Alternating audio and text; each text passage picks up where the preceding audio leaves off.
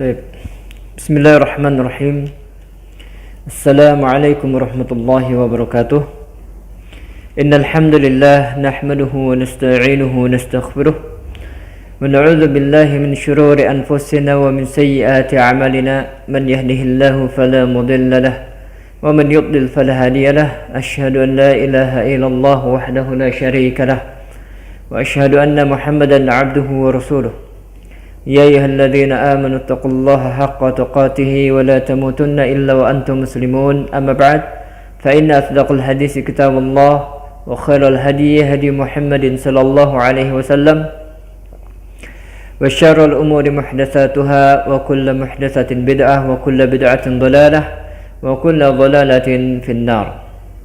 Ma'asyiral muslimin, ikhwan dan akhwat yang dimuliakan oleh Allah, InsyaAllah pada siang hari ini kita melanjutkan kembali kajian kitab kita dari Kitabul Ilm yang ditulis oleh Al-Hafiz Abu Khaisamah Zuhair ibn Harb An-Nasai rahimallahu ta'ala. Dan insyaAllah pembahasan kita pada siang hari ini kita akan membahas tentang keutamaan ahli ilmu. Dan tidak diragukan lagi bahwa ahli ilmu dia memiliki keutamaan. Hal ini berdasarkan apa yang Allah Subhanahu wa taala sebutkan di dalam kitabnya dan juga berdasarkan apa yang Rasulullah sallallahu alaihi wasallam sebutkan di dalam hadis-hadisnya.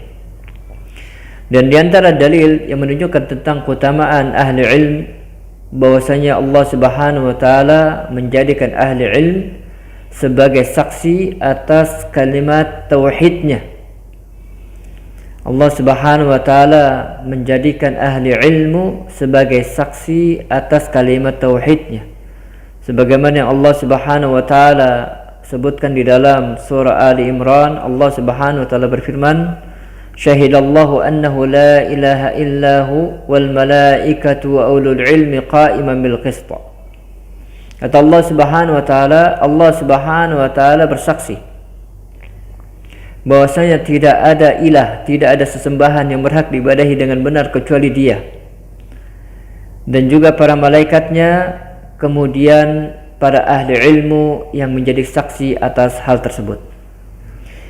Ayat ini jelas menunjukkan akan keutamaan ahli ilmu, karena Allah Subhanahu wa taala tidaklah mengambil saksi atas kalimatnya yang tinggi, yang merupakan rukun, yang merupakan cabang iman yang paling tinggi, ya, melainkan dari orang-orang yang memang mereka memiliki kedudukan yang tinggi. Allah Subhanahu wa taala tidak jadikan saksi atas kalimatnya yang tinggi ini, kalimat yang agung ini, ya, Allah Subhanahu wa taala tidak berikan kepada orang-orang yang bodoh. Ya, Allah Subhanahu wa taala tidak memberikan hal itu kepada orang-orang yang bodoh. Dari hal ini menunjukkan bahwasanya ahli ilmu dia memiliki kedudukan yang tinggi di sisi Allah Subhanahu wa taala. Karena Allah Subhanahu wa taala menjadikannya saksi atas kalimat tauhidnya, kalimat yang tinggi, kalimat yang agung yang merupakan cabang iman yang paling tinggi. Kemudian juga Allah Subhanahu wa taala berfirman, "Yarfa'illahu alladhina amanu minkum walladhina utul ilma darajat." Allah Subhanahu wa taala akan mengangkat orang-orang yang beriman di antara kalian, dan juga Allah akan mengangkat beberapa derajat orang-orang yang berilmu di antara kalian. Kemudian juga Allah Subhanahu wa taala berfirman, "Innama yakhshallaha min 'ibadihi ulama." Sesungguhnya di antara para hamba Allah yang takut kepadanya hanyalah ulama.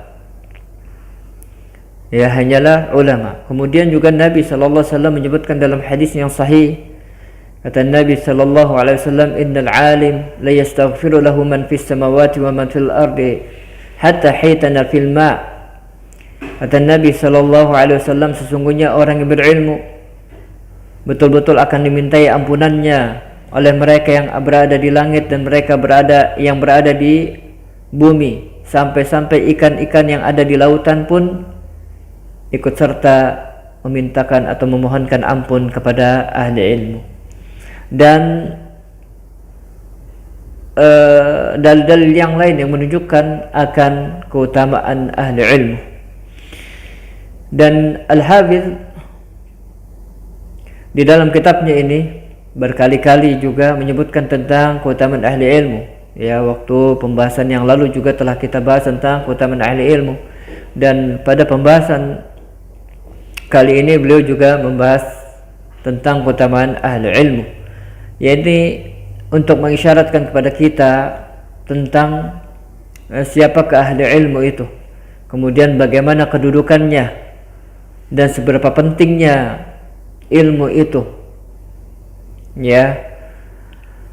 Dan hal ini tentunya juga akan menjadi pendorong bagi kita untuk senantiasa semangat di dalam menuntut ilmu, ya, semangat di dalam menuntut ilmu, karena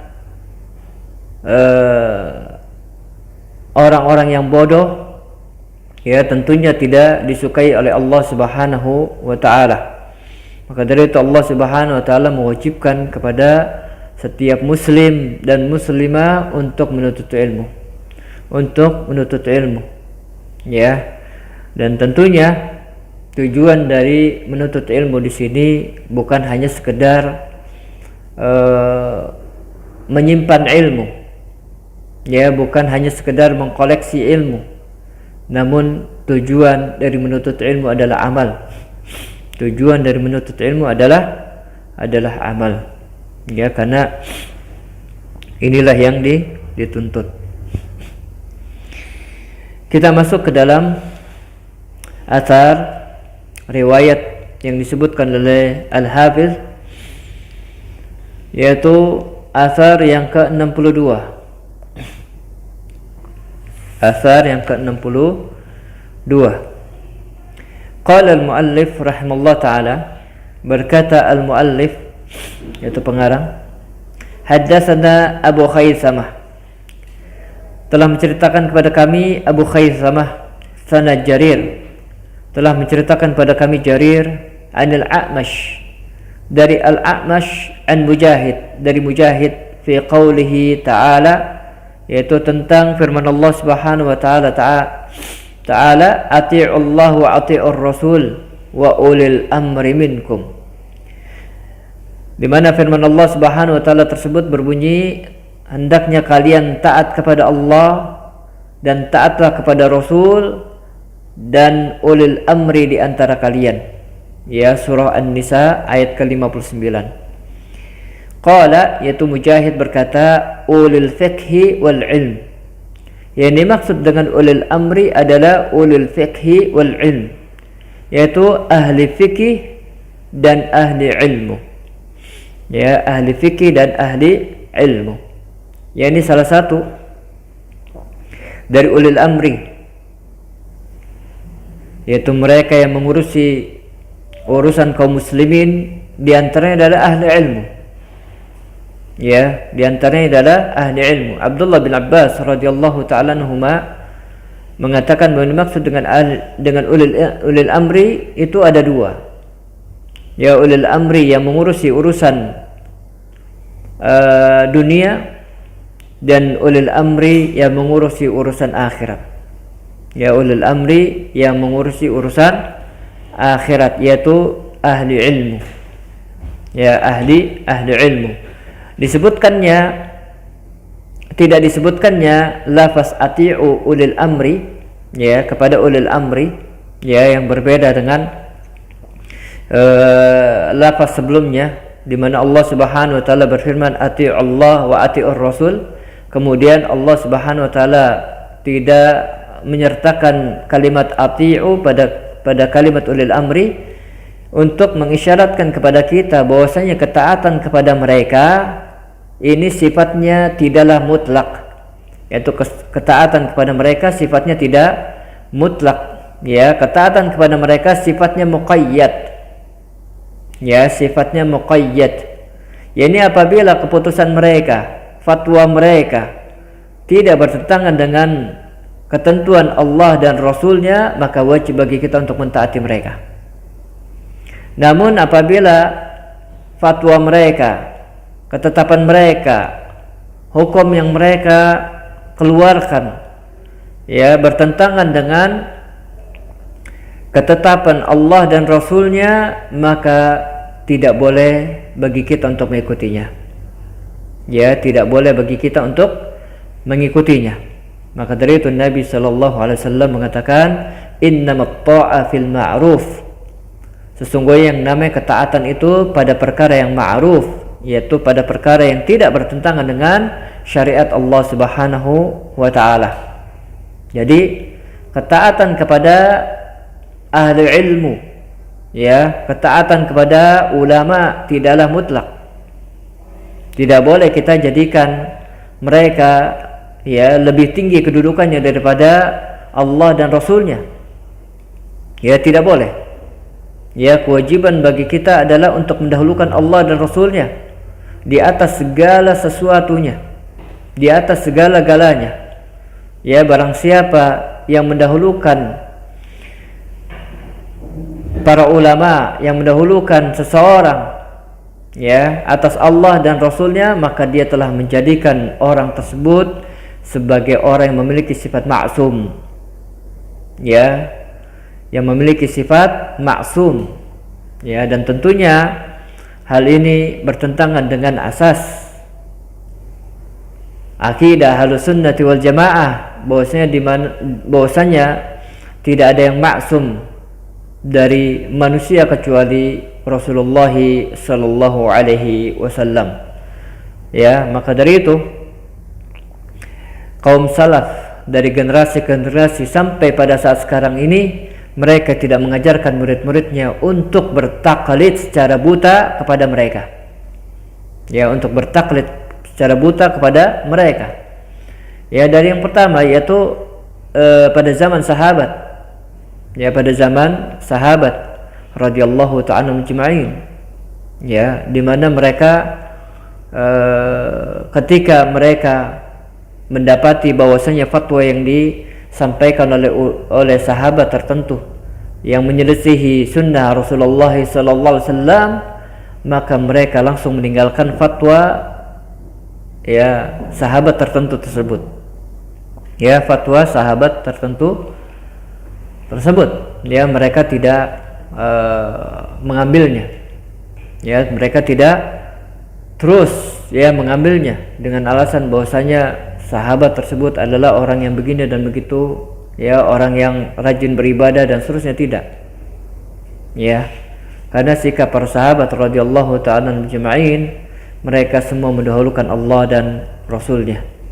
Kemudian juga ketika Abdullah bin Abbas radhiyallahu ta'ala anhuma mendengar atau memberikan fatwa tentang haji tamattu, kemudian ada dua orang, ya, yang mengatakan bahwasanya Abu Bakar dan Umar itu tidak berhaji tamattu, ya, sedangkan apa yang disampaikan oleh Abdullah bin Abbas radhiyallahu ta'ala anhuma ini berasal dari apa yang dilakukan Rasulullah sallallahu alaihi wasallam, maka Abdullah bin Abbas radhiyallahu ta'ala anhuma marah semarah-marahnya. Ya, beliau sangat marah. Lalu beliau mengatakan, yushiku an tanzil alaikum hijarah minas sama'. Ya, kata Abdullah bin Abbas radhiyallahu ta'ala anhu, hampir-hampir saja batu diturunkan kepada kalian dari langit. Aqulu lakuma qala Rasulullah. Aku katakan kepada kalian berdua, ini adalah ucapan Rasulullah. Wa taqulani qala Abu Bakar wa Umar. Sedangkan kalian berdua mengatakan ini adalah ucapan Abu Bakar dan Umar. Ya, Abdullah bin Abbas radhiyallahu ta'ala anhuma marah semarah-marahnya. Ya, semarah-marahnya. Kemudian juga pada zaman a'immatul arba'ah, ya, zaman imam yang empat, di mana Imam Malik, kemudian Imam Asy-Syafi'i, kemudian Imam Abu Hanifah, kemudian Imam Ahmad bin Hanbal rahimahumallahul jami', semuanya tidak pernah mengajarkan kepada murid-muridnya untuk bertaklid buta kepada mereka. Ya, semuanya, ya, tidak pernah mengajarkan kepada murid-muridnya untuk bergolong-golongan. Ya, semuanya mengajarkan agar kembali kepada Al-Quran wa Sunnah ala fahmis salaf. Ya, seperti itu. Kemudian asar yang ke 63. Qala al-muallif haddatsana Abu Khaisamah sana Jarir 'an al-A'mash qala, telah berkata pengarang, telah menceritakan kepada kami Abu Khaisamah, telah menceritakan kepada kami Jarir dari Al-A'mash, dia berkata, kuntu asma'ul hadis, aku dahulu pernah mendengar suatu hadis, fa'adzkuruhu li Ibrahim, lalu aku menyebutkan hadis tersebut kepada Ibrahim, yaitu Ibrahim An-Nakhai rahimallahu taala, fa imma an yuhadditsani bihi, ya, ada kalanya beliau menyampaikan hadis ya kepadaku dengannya, au yaziduni fihi, ya, atau beliau menambahkan lagi kepadaku hadis yang lain. Jadi dan inilah adab ya seorang murid terhadap gurunya, yaitu apabila dia mendengarkan suatu berita, ya, dia mendengarkan suatu berita, ya, maka hendaknya dia kalau bisa memecahkan berita itu bersama gurunya, ya, dia memecahkan berita itu, yaitu masalah yang ada di dalam berita itu kepada gurunya, ya, disampaikan kepada gurunya, ya, yang dengannya mungkin masalah yang ada di dalam berita itu dapat terpecahkan, atau dengan menyampaikan hal itu dia mendapatkan faedah yang lain, yaitu pelajaran-pelajaran yang lain yang disampaikan oleh sang guru, ya, oleh sang guru, ya, dan tentunya hal ini akan lebih dapat mengakrabkan antara murid dan guru, ya, dan juga hal ini sebagai adab antara murid dan guru, ya, dia mendahulukan gurunya, ya, di dalam memecahkan suatu masalah, ya, walaupun mungkin dia sudah mengetahuinya, akan tapi kalau dia sampaikan hal itu kepada gurunya maka ini lebih ahsan, ya, maka ini lebih beradab dan lebih berakhlak, ya, agar dapat diketahui apa jawaban dari sang guru, ya, apa jawaban dari sang guru. Kalau misalkan ternyata jawaban dari sang guru ini tidak berbeda dengannya, maka pujilah Allah Subhanahu wa taala.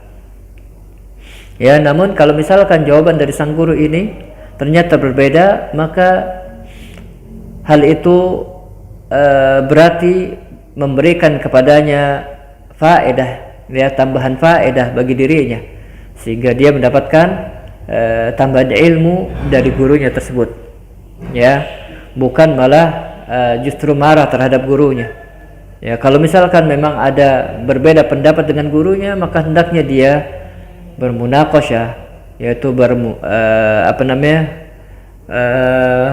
berdiskusi, ya, dengan gurunya dengan cara yang baik, ya, berdiskusi dengan gurunya dengan cara yang baik, sebagaimana yang pernah dikatakan oleh Syekh Ali Hasan Al-Halabi, ya, tentang gurunya, yaitu Syekh Albani rahimahullah taala, di mana suatu ketika Syekh Ali Hasan Al-Halabi tidak sepakat dengan ketetapan yang diberikan kepada gurunya berkaitan dengan masalah status hadis, yaitu apakah sahih atau hasan atau dhaif, ya, di mana gurunya ini, yaitu Syekh Albani rahimahullah taala, kata Syekh Ali, ya, menilai bahwa hadis tersebut adalah hadis yang dhaif. Namun Syekh Ali Hasan sepakat dalam hal ini, ya, lalu beliau mengatakan, ya Syekhana, ya waliduna, wahai syekh kami, wahai orang tua kami, dan seterusnya dengan bahasa-bahasa yang beradab, yang berakhlak. Albani rahimahullah taala tidak mencela Syekh Ali Hasan, ya, bahkan beliau menyerahkan hal itu kepada Syekh Ali Hasan Al-Halabi rahimahullah hafizahullah taala.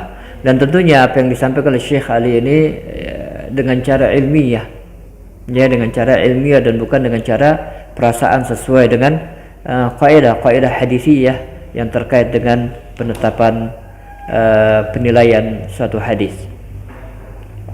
Jadi demikian, yaitu hendaknya seorang murid ya beradab kepada gurunya, apabila sang murid mendapatkan kesalahan dari gurunya, ya, yang pertama hendaknya dia menutupi aib gurunya. Yang kedua, dia berusaha untuk menasihatinya dengan cara yang baik, ya. Kemudian yang ketiga, tidak mencelanya, ya, tidak mencelanya. Yang keempat, berusaha mendoakan gurunya dengan doa hidayah dan taufik. Yang kelima, ya, tetap menuntut ilmu kepadanya, ya, tetap menuntut ilmu kepadanya, ya, dengan syarat bahwasanya kesalahan yang dilakukan oleh gurunya adalah bukan kesalahan yang terkait dengan masalah akidah, ya. Kalaupun dalam masalah akidah, ya, hendaknya seorang murid mengingatkannya, ya, tetap mengingatkannya dengan cara yang baik. Dan kalau gurunya menerima, ini alhamdulillah. Kalau misalkan gurunya tetap pada pendiriannya, ya, pada akidahnya yang sesat, dan dia betul-betul mengetahui hal itu, ya, dan dia mengumumkan hal itu, maka, ya, hendaknya sang murid tidak lagi duduk-duduk bersama mereka. Apalagi diketahui bahwa gurunya ini senang duduk-duduk bersama ahli bid'ah, ya, senang duduk-duduk bersama ahli bid'ah. Hendaknya dia tidak duduk atau tidak lagi mengambil ilmu darinya. Kemudian asar yang ke-64, qala al-muallif, berkata muallif, haddatsana Abu Khaisamah sanad Jarir an al-A'mash an Mas'ud bin Malik qala li Ali bin al-Husain, telah menceritakan pada kami Abu Khaisamah, telah menceritakan pada kami Jarir dari Al-A'mash dari Mas'ud bin Malik, dia berkata, Ali bin Al-Husain berkata kepada aku, tastati an tajma'a baini wa baina Sa'id bin Jubair. Ya, kata Ali ibn Al-Husain kepada Mas'ud bin Malik, apakah kamu sanggup untuk mengumpulkan antara diriku dengan Sa'id bin Jubair? Ya, Sa'id bin Jubair seorang ulama yang terkenal, ya, beliau seorang tabi'in siqah, dan beliau seorang ahli ilmu, seorang muhaddis. Qala qultu, lalu Mas'ud bin Malik berkata, aku katakan, wa ma hajatuka ilaih, ya, apakah kebutuhanmu kepadanya? Qala asya'un uridu an as'alahu anha. Lalu dia berkata, yaitu sesuatu yang aku ingin menanyakan sesuatu itu kepadanya, tentangnya. Innan nas ya'bununa bima laysa indana. Ya.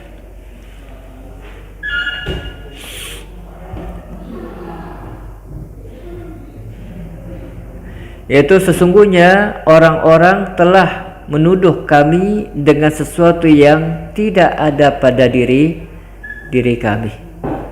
Ya, manusia menuduh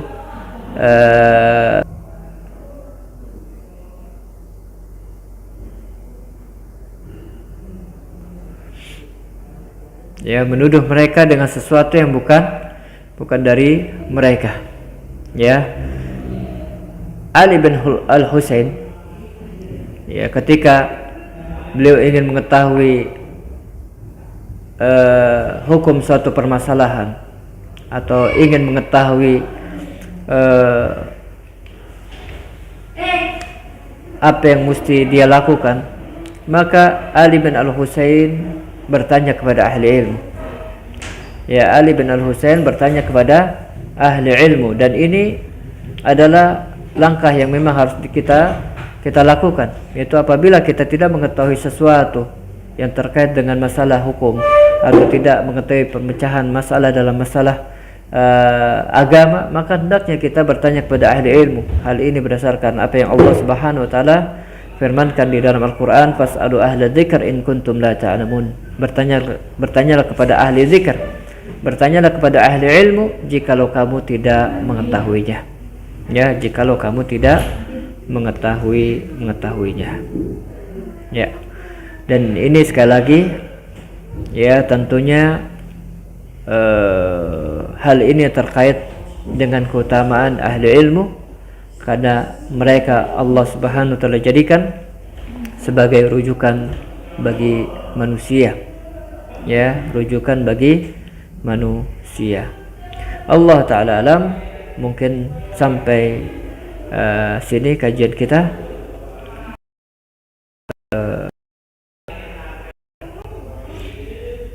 Anda ada urusan lagi dan ada ngajar lagi. Mudah-mudahan apa yang Anda sampaikan ini bermanfaat. Yang benar datang dari Allah Subhanahu wa taala, dan yang salah dari Anda dan juga dari syaitan. Ana akhiri dengan baca doa kafaratul majelis. Subhanakallahumma bihamdika asyhadu an la ilaha illa anta astaghfiruka wa atubu ilaik. Assalamualaikum warahmatullahi wabarakatuh.